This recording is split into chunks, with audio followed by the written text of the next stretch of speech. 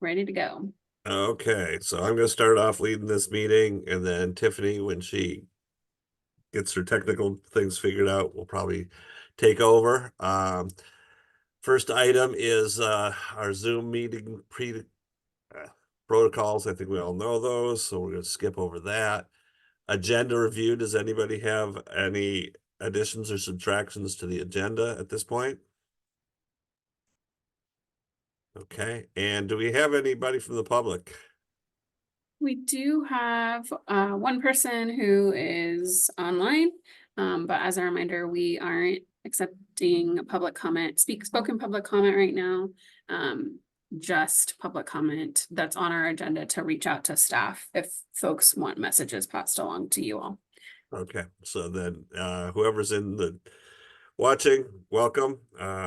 We always like to have people come and watch us. And like I said, if there's any questions, direct them to staff and we'll try and get them answered. So then our next item on the agenda is the urban growth strategies and the land use designated map. I've heard about this thing. So I'll let you guys take over.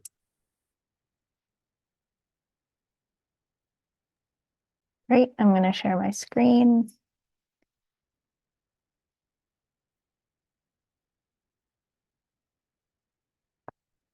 Okay. Awesome. And jump into it. So good evening. I'm Zoe Godan Dalton. I'm an assistant planner with Community Planning and Design, and joined by Thea Evans this evening to talk about the land use designation map. And I don't think I've presented ever to you before, but I've listened into a lot of conversations and meetings, so I'm excited to be here tonight. So as most of you know, we currently rely on the Metro Plan diagram, and that's shown on the left side of this slide, which is the regional comprehensive plan between Eugene, Springfield, and Lane County.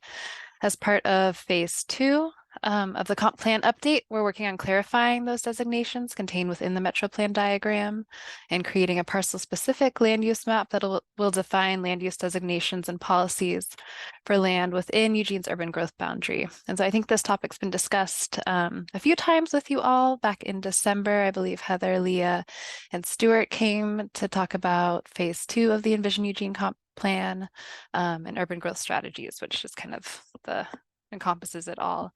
And also, this is a foundational part of the buildable lands inventory. So tonight, our goal is to provide an overview and to share information about the Envision Eugene Comprehensive Plan Land Use Designation Map project, and answer any questions at the end of this presentation. We're not seeking any straw poll votes on components this evening, but also want to recognize that you all are ambassadors and you might hear from the community about this project. And so I want you to be informed. It's also, a foundational component of the buildable lands inventory, which you'll be hearing more about later this year, I believe. And then we can go to the next slide. So here's that urban growth strategies project timeline. Just to refresh your memory, it's part of phase 2, which contains a few other chapters that are going to be adopted into the comp plan, along with updates to chapter 11, which will contain the land use designation map. And we are going to be working on community engagement for the parcel-specific land use designation map with the other projects that are going on. And then it'll also tie into the buildable lands inventory for the 2025 to 2045 update. And yeah, feel free to add anything, Thea, to that. Oh, that was great. So before we get into talking about the land use designation map, we thought we would give a brief primer on what exactly are land use designations. So you've noticed that in the past, we previously called them plan designations. So that's a terminology that gets used a lot and that other jurisdictions use. But really, they're guided by our comprehensive plan. And the goal is that they depict the long-term vision of use for that land. They are related to, but different from zoning. And a lot of people think those are interchangeable, but they're not. So the land use designations are once again that long-term vision, and zoning is much more specific. So it comes with the set of rules within the land use code that specifies exactly what's allowed on that land, what type of buildings, and all of the specifications around those, like height and setbacks, and things of that nature. So these land use designations are really important, as Zoli mentioned, and they are used within the buildable lands inventory to determine whether the capacity on certain land will be for jobs or homes, and also how dense that capacity will be. So that's how we use it for that. And you might be familiar with some work that Springfield has been doing around this lately in the last couple of years to undergo exactly the same effort that we're starting right now.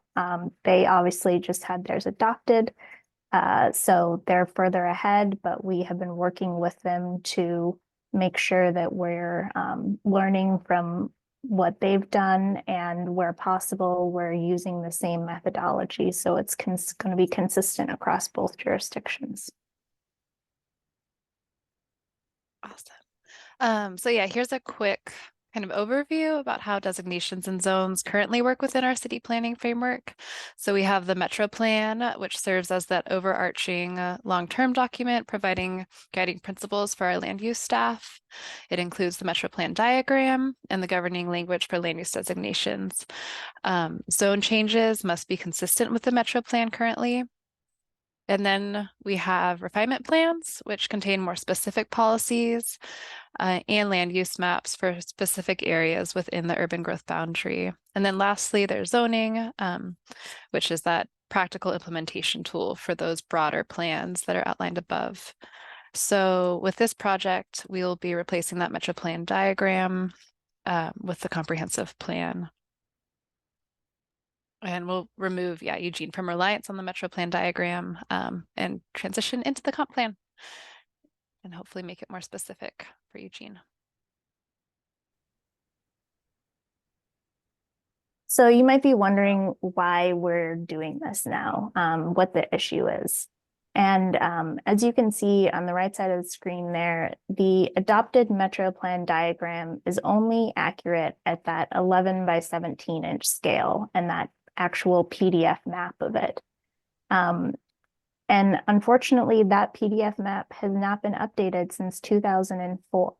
So it doesn't include any changes that have happened with, there have been 35 Metro Plan amending ordinances that have been, that have happened since that map was adopted in 2004. So unfortunately, that paper map does not include any of those changes. You'll notice like one of those was the UGB expansion. It doesn't include that in the map. And so that's definitely a challenge we're aware of. And also the diagram might not be property specific. So if you look on there, like maybe if you're somewhere in the southwestern part of the city and just a sea of low density residential, that light yellow color, you can be certain that your plan designation or land use designation is low density residential. But if you're on one of those areas where you're right on the boundary, you know, you can't tell from this scale of map exactly where that boundary is. And so those are the cases that we're trying to clarify. What is the plan designation there? But right now, this map and that uncertainty in where the boundaries lie creates a lot of uncertainty for property owners, for developers, and for staff. And ultimately, this all leads to more time and costs for development, and it takes a lot longer to run the buildable lands inventory. So that's what why we're undertaking this work.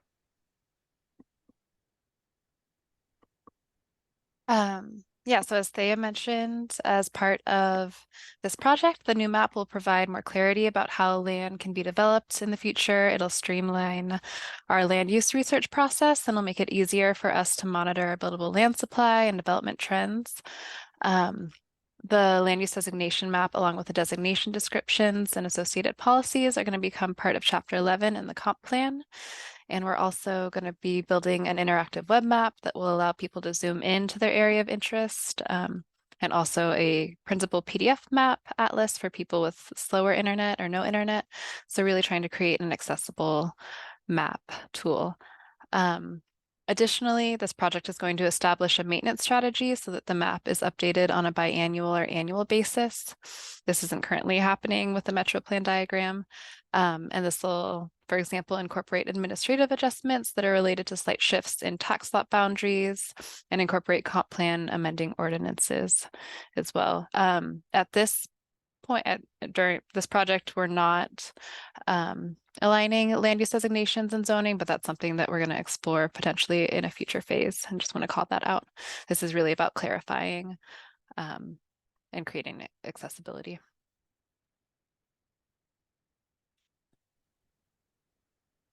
So how are we going to go about doing all of that? Here's a brief overview of our methodology, but essentially the starting point is we're going to take the digital version of that 11 by 17 PDF that LCOG created. And essentially so we call it the digital version or the digitized version of that PDF.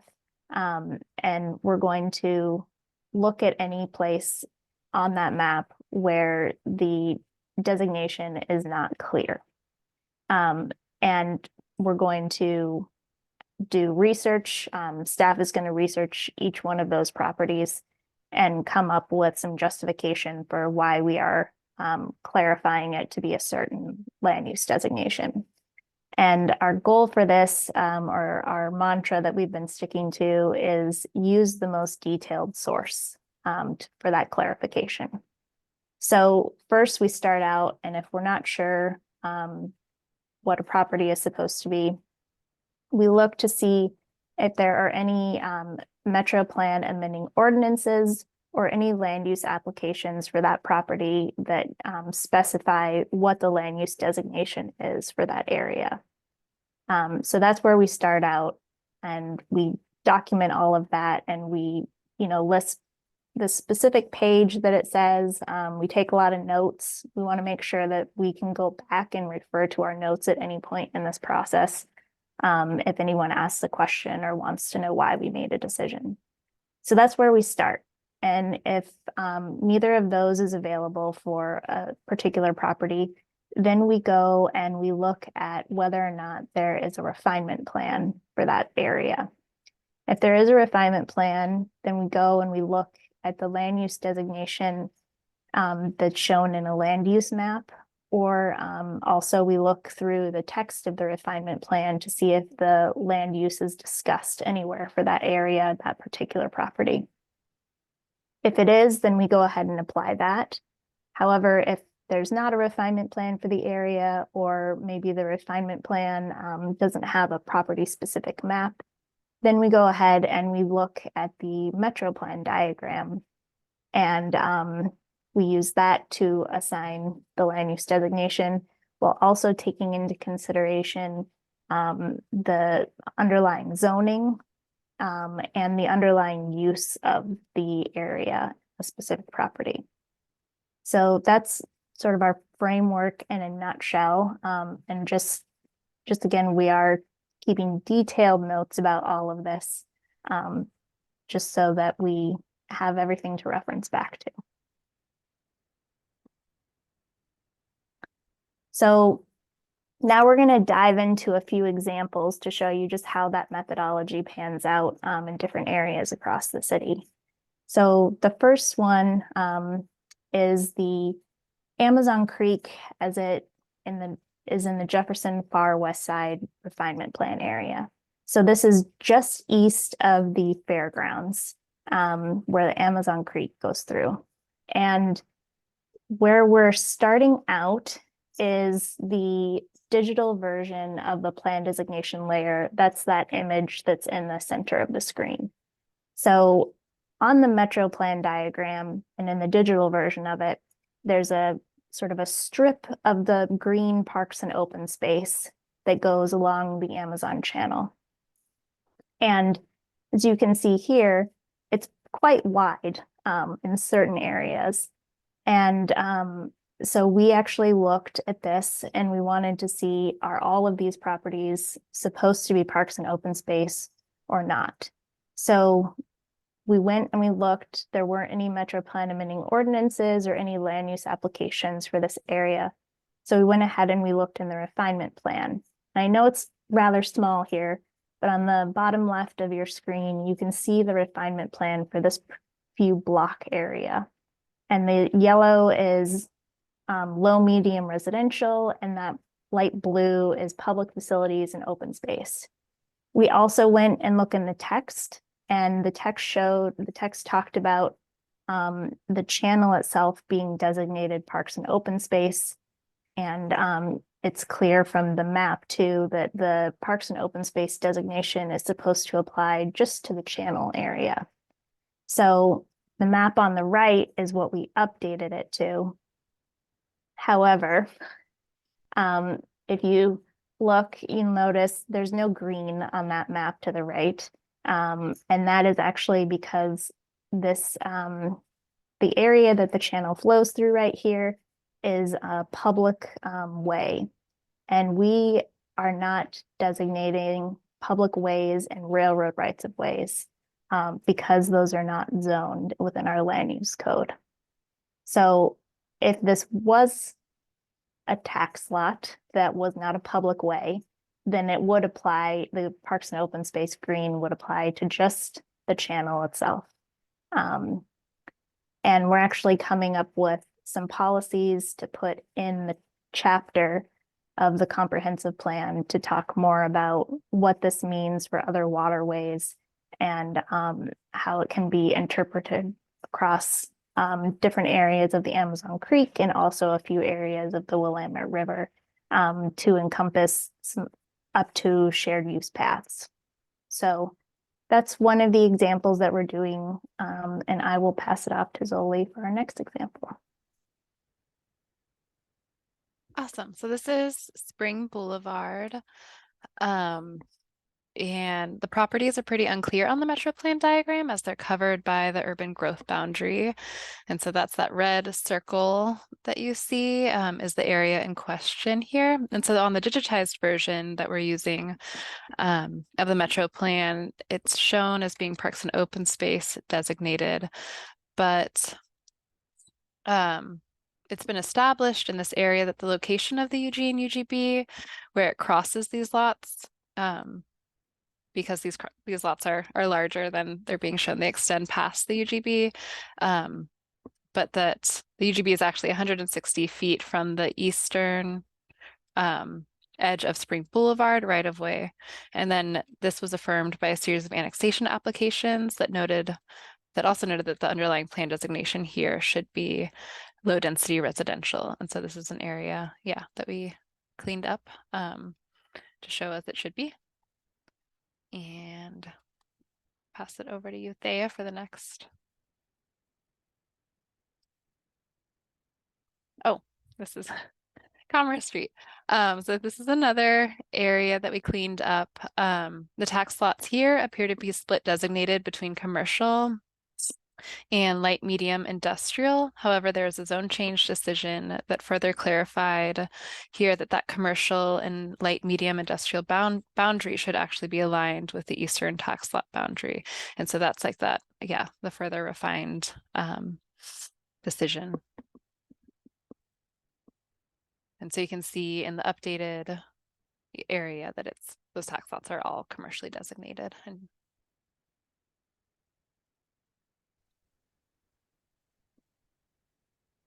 And then this is our last example of the evening. We decided to end on an easier one.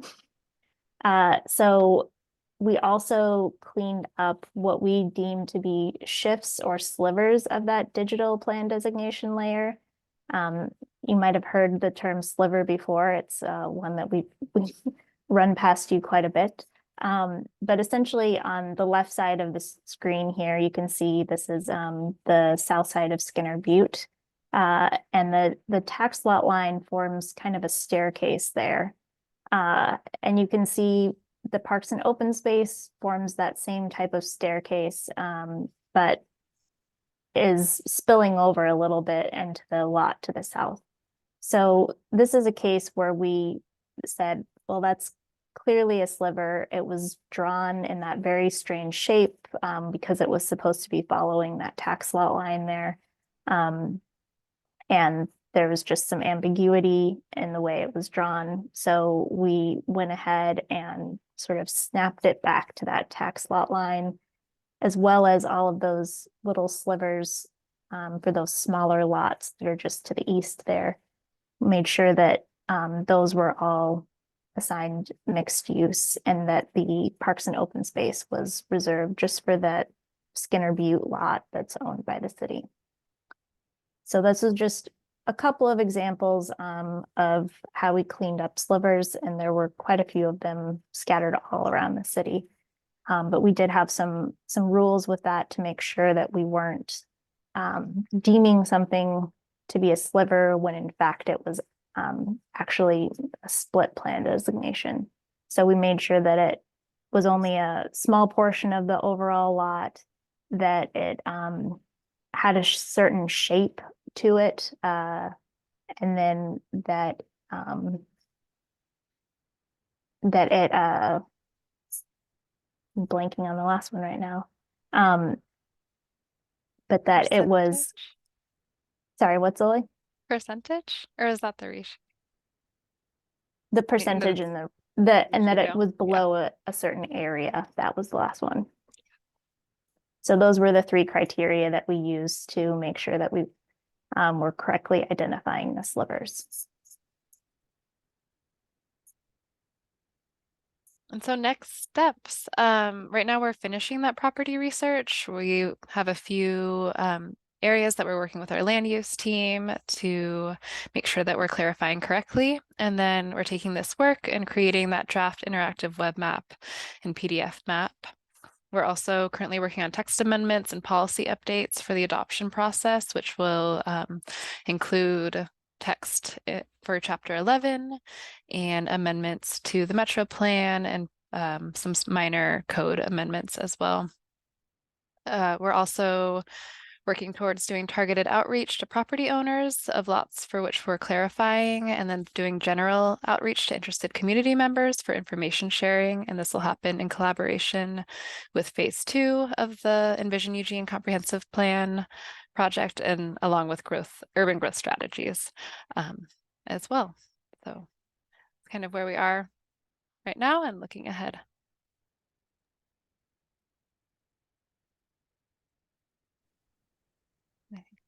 Anyone have questions? We've also got the map, the internal version of the map we've been using to make all these edits. If anyone would like to take a look at that or look at a certain area that they're interested in. All Looks right, like Tiffany, Rick. you back? Sorry, what? I was asking if Tiffany is going to take charge of the meeting. I saw her name. It looks like she is in here, but she's not jumping up at the chance, so. Okay. Questions? Looks like Sue has her hand raised. Okay. Sue? Oh my gosh. Okay. Well, first of all, I think we should have a round of applause, maybe a standing ovation for this work. I'm not kidding. This is huge. I mean, having been in the commercial real estate business, residential before that, there are so many places in Eugene where these questions have popped up over the last, God knows how many years, 25 or 30 years, that have really confused people. And this clarification is phenomenal, and it's so good, and it's so exciting to see it finally happening. I have a question about, okay, so you said in the outreach that you are contacting property owners that are affected. Have you had any negative reaction to this at all yet? We haven't had any negative reaction. This is one of our first meetings, and we're working on figuring out those properties that we're going to be doing that targeted outreach to. So that's, we're still in the works. Well, it seems like the clarification is just such a positive thing all the way around. I can't imagine, except maybe in some rare instances, but usually it's just small parcels, small pieces of ground. So hopefully it's not a problem. But I just want to commend you on this. I think it's fantastic that this level of detail is finally being done. It's great. Thank you. Rick.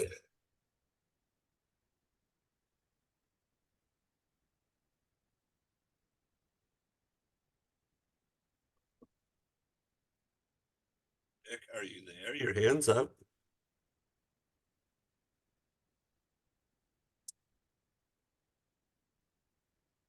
Okay, I'll go to myself and then we can come back to you, Rick, if you're still around. Does that work? There you go. Now we got you. Go ahead. All right. So a question and kind of a comment. On the last example, you showed the property at Lincoln and Third. And yeah, one of the things, the Shelton McMurphy Boulevard, this is an example of one of the things I was going to ask about an earlier comment that shows that properties that run to the center of the street, you're going to go ahead and use the tax lot instead of where the street location is as for cleaning this up. Is that correct? There's a So we are still working to define exactly what those public ways and railroad rights of ways are within our GIS system. So this is one example where that lot that is on the corner of Lincoln and Shelton McMurphy, yeah, it extends into the right of way. So we are still trying to figure out exactly how to treat those areas. But in this case, because the mixed use area extends both to the north and to the south of Shelton McMurphy Boulevard, I don't know if it really matters how we end up defining public way there. It would end up with a designation of mixed use because there's no boundary that would be occurring there. There's no difference from the northern side of the street and the southern side of the street. Okay. And then a comment, and this goes back a ways when I actually was an active appraiser, who I'm not one now, but the city, when it deals with its bonding capabilities, I believe had a tendency to value its streets as part of that bonding value. And they relied on the streets being within a zoned area. So you might think about checking to see if that's still the case for bond and indebtedness. But if it isn't or is one way or the other, you might think about a comment in your policy statements that sort of deals with that from the city standpoint of what happens when they need to bond further and they value streets that would have no zoning, which means they would have basically no value. That's an interesting comment. One of the reasons why we're looking at not designating public ways is that in our zoning code currently, we don't zone public ways or railroad right of way. But I'm not sure how that, works with. Well, you don't zone railroad right of ways, but the streets have always been within zones, as you've shown in all of your examples. Even though the comment might be it's not there, the map takes precedence over words, if I remember correctly. Anyways, you might check on that. Yes, we'll check on that. Okay, I've got myself in the queue next. Would you go back to the Spring Boulevard map? So as somebody who sat in on two major appeals that dealt with the blob map, this was one of them. And this is probably where you got the clarification on it, was from an appeal that was raised on this property. So a couple of questions that I have is, one, when you enact this, is every single landowner that is being changed going to have an appealable process available to them for this? That would be one question. And then the other one goes to the outreach. So your outreach, and I bring up this example for a reason, was on this appeal, it wasn't the property owner that was having a problem with it, it was the neighbors. And the neighbors felt that the green area on the blob map should have been used, and the property owners felt that it should have been low density residential. And that's the way the appeal finally ended up landing. But it was the neighbors and the neighborhood association that was using the blob map for their basis of appeals. So how far out do we go with this education, one? And two, well, I'll stop at those two right there, and then I make a swing back because I've got one other comment as well. Yeah, I'm not sure. I haven't seen, I'll look to the appeal. I haven't seen that, but this was based on, I think it was around 2000. A lot of the annexation applications are around 2007, early 2000s, where it was established that UGB line was actually 160 feet from Spring Boulevard. And so it included all of these properties, and that they are designated as LDR as well. They're zoned for R1 and LDR designated. And so that's what we're clarifying there. And then as part of that property outreach process, we'll be reaching out to these properties. It's not a change in designation, but just, letting them know that what their designation, that we're clarifying it further. And then to follow up on that, so if I've got a property that's half and half, you're going to decide it, or do I get to decide it as a property owner? It depends on the property, I would say. And if we have additional information for where that split lies, we're trying to clarify those areas. We're not resolving split lots, but we'll be reaching out to property owners and trying to have a conversation with them and see if there's additional information that comes up in this outreach process, and then potentially incorporate that into the map work. And Okay, Mark. Yes, I have a question about the movement of the use boundaries, the way you've done it, to property boundaries as opposed to the centers of the streets. It's visible on the current image that you have here now, and one of the other ones that you had later, it was page 11. The question there is whether there is a policy standard that says the use shall be traced down the middle of the street, say, as opposed to a policy that says the use designation shall go along the property boundary. And to me, that makes a difference, because it could come into play in understanding how the property is affected by movements, subsequent movements, or property uses that do or do not actually touch the boundary of the property in question. And the center of the street plan may be what's intended as opposed to the property boundary. So my question is that an issue? And can you clarify that? And is there a standard as to what the standard is for placement of use boundaries? So for that, we are leaving the actual lot that contains the right of way. So if it is a public way, it is technically unowned because it is a public right of way. We are leaving those undesignated because they are also unzoned in the zoning code. They were previously shown to be somewhere along the center line, maybe not, maybe on the southern edge or northern edge. It depended on different spots in the map. But we are writing policies into the comprehensive plan to say what would happen if the public way was to be vacated.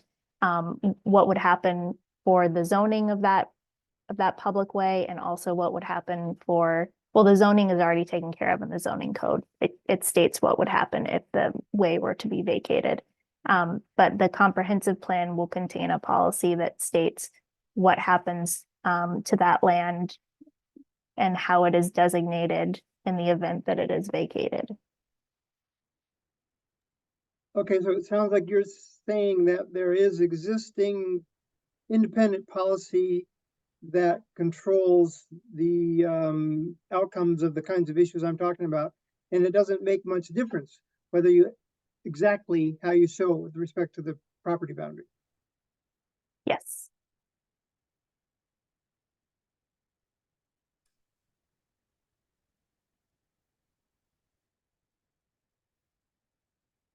Okay. Counselor Ye, and then I'm going to pass this back off to Tiffany to take over chairing the rest of the meeting. Sounds Thank good. you.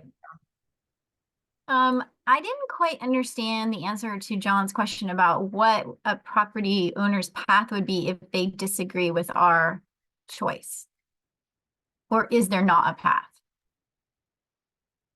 I think we're still figuring that out. Okay. Pathway. I would say, but hoping to do targeted outreach to property owners where there's been clarification, where we found additional materials either in refinement plans or land use decisions. And then, yeah, entering into conversations with them if they disagree with how we've clarified their property, and see if they have additional information and can, make an argument for why their property should be designated a different than how we're interpreting those past decisions in the Metro Plan. Yeah, I will also echo what John said about the neighbors wanting to also have a voice in that, because the only land use disagreement I've been involved in, that was the situation. There was conflicting information on different maps and refinement, and different people had different ideas about what the right thing should be. And I hope to never do that again. I'm hoping that this is that solution so that we're all like on the same page. But in this process of figuring that out, I assume that there's going to be some conflict. So I'm glad you guys are thinking about it. I appreciate that. Okay, thanks everybody. Thanks for your patience. Sorry, my internet seems to be working again. So, John, I see your hand up, so I'll call on you.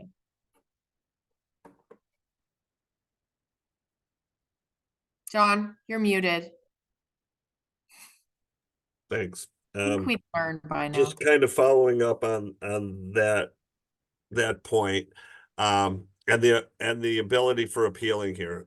I mean, I know that if I remember when we went through this before, the Metro Plan has to be, any changes to the Metro Plan have to be approved by Eugene, Springfield, and Lane County. Then once we get it into our comp plan, it stands alone. So this is, once we get it's fixed, it's great. We're there, like Councilor Ye said, it's parcel specific, and that takes care of the ambiguity that we've run into for the last 20 years, and things that, like Sue said, were problems for developers, property owners, everybody. This is absolutely where we need to go.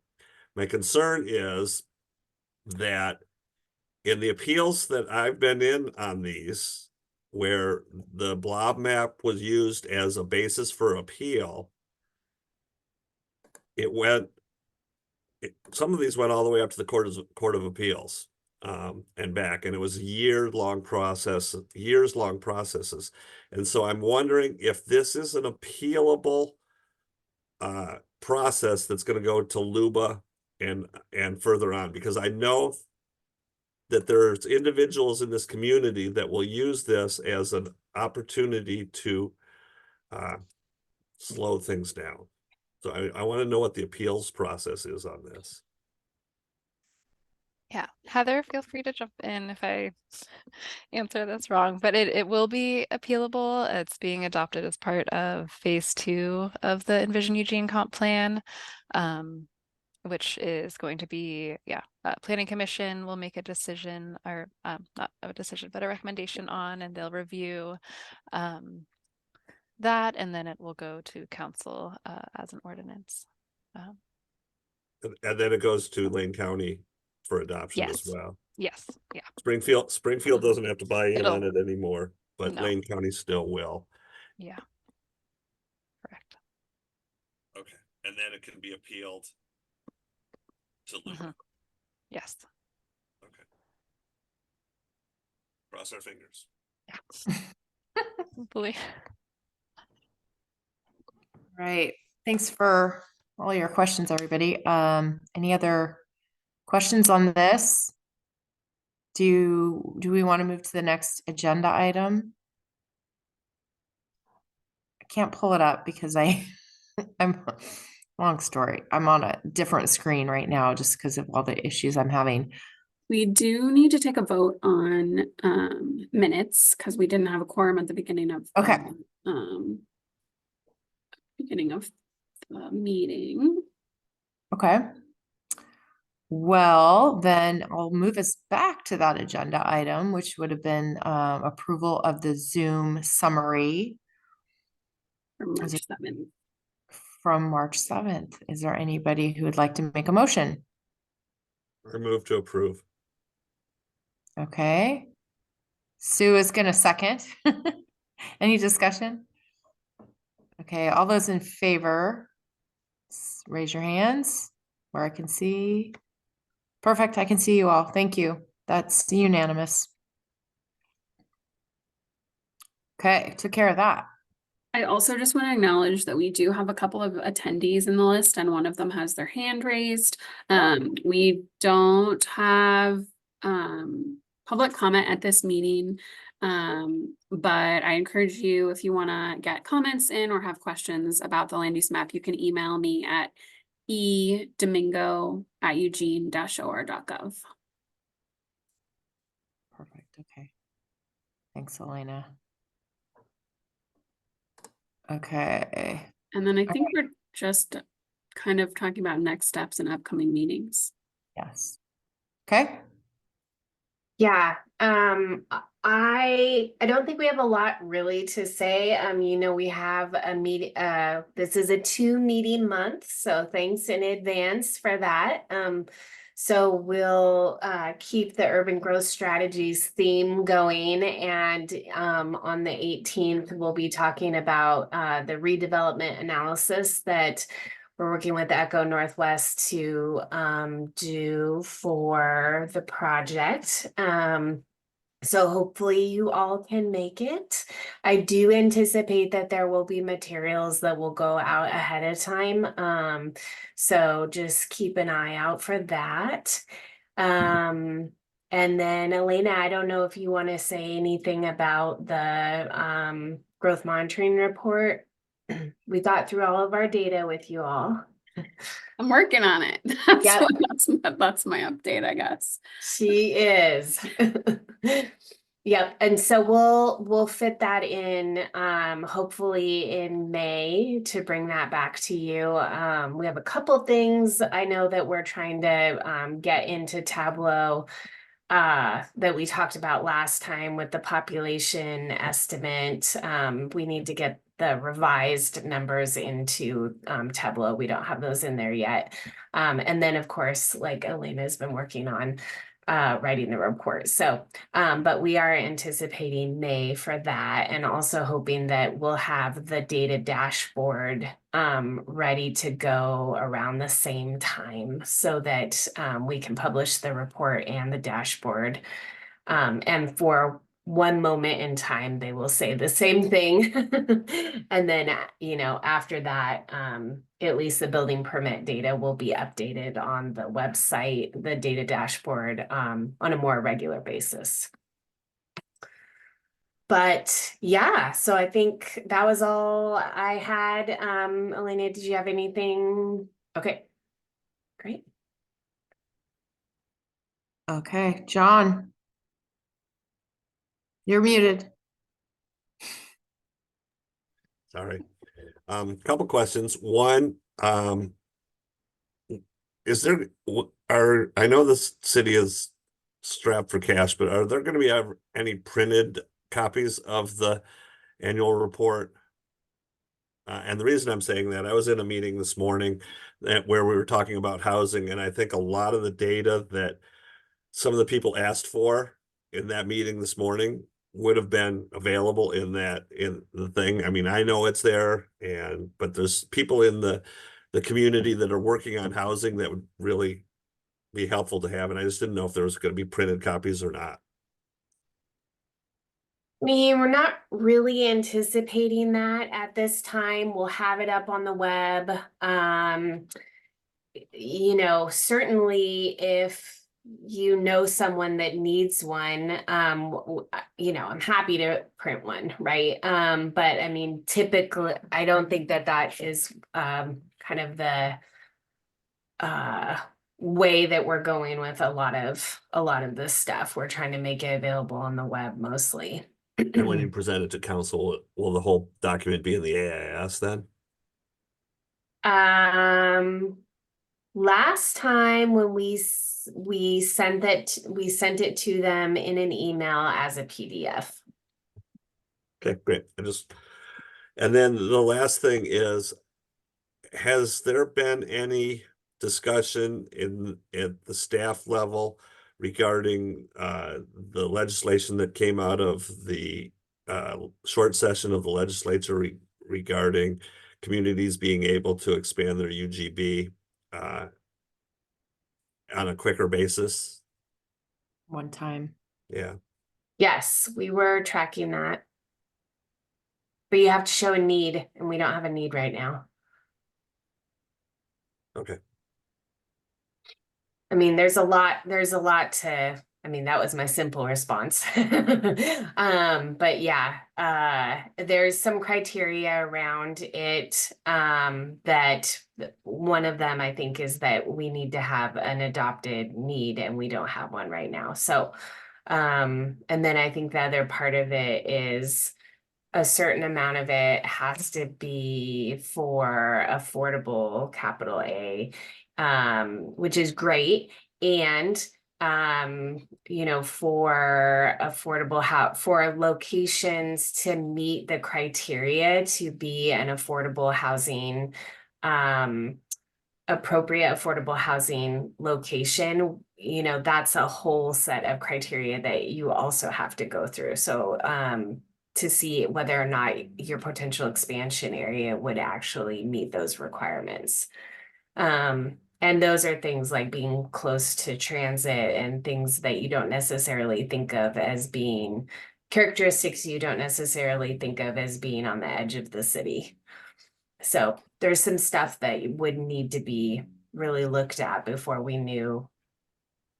So I guess my question was, has anybody on the staff level, I mean, are we waiting until we do our needs assessment and we're just gonna let that go?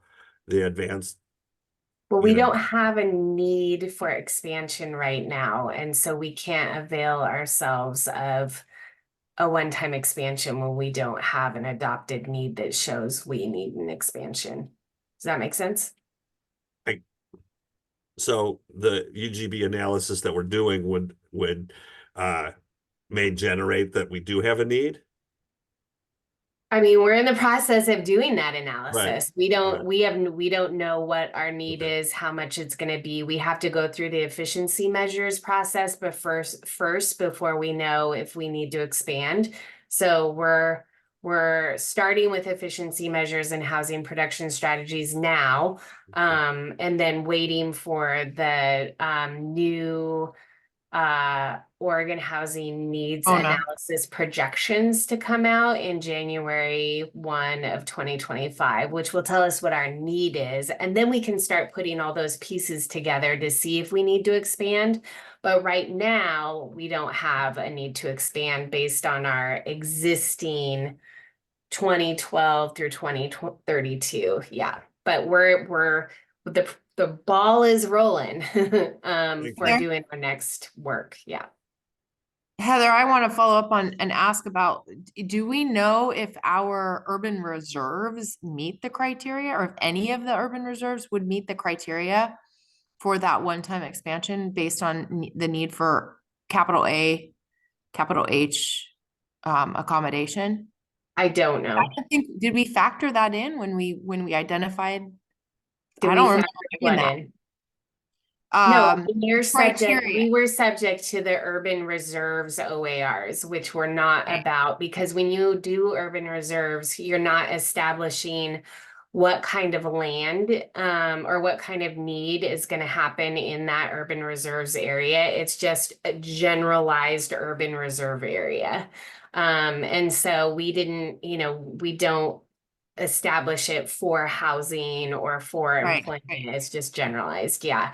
And so there So can I there ask- isn't anything in the OARs when you establish urban reserves to meet this. I mean, this is a new rule, so Right. we wouldn't have, yeah. So I guess my question, and you might not know the answer, but hopefully it's making a point. Is it possible that all of the urban reserves land that we've identified doesn't even fit the criteria based on its proximity? I mean, I'm saying, like, is that actually possible that we went and did all this work, and then in order to get that one-time expansion, because of the new criteria that would have to be there, proximity to transit, whatever else might be, that it That's- doesn't fit that. Yeah, I mean,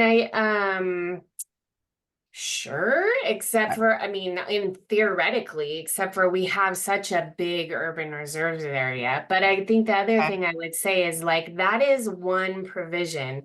You can still expand the urban growth boundary through the process. You don't Right. have to do this one-time expansion. So right, and so we're in the process right now of going through all the components, the efficiency measures and housing production strategies, waiting for the new ONA projections for our housing need. We'll do our buildable lands inventory. And once we put all those pieces together, then we'll know if we need to expand. And then, yes, you could potentially do that one-time expansion, or you can just go through the normal process, which is what we were planning to do to begin with, which is why we did urban reserves. Okay. So I just want to make sure that's clear, is like, we're not stuck with that one-time expansion section of rule. Like, the regular rules are still there. Okay. Yep. Okay. Sorry, didn't mean to take us down a rabbit hole, so thank you. All right. I apologize, you guys. I can't see the agenda. You have to tell me, are we close? Are we? We are That's it. done. Yeah. We're done. Okay. I thought we were getting close. I know that there were some dates on there that I saw, so I just want to make sure everybody takes a look at those. Elena, I did double check, and there was actually a meeting that was sent. It had your, it's like, because I get them that come from you. So I have no idea, but I will double check, and I would encourage others to do that Did you have one on for tonight? for next week. But did you have one for tonight or no? Yes. You also had one. I've always had this one, but I had an additional one on You for next. have one for the 18th? I do. Weird. I just thought it was a very busy ETAC month. Is what I saw. I was like, Yeah. wow. Hopefully no one else has a on calendar fire. invite for next week. We are not meeting next week.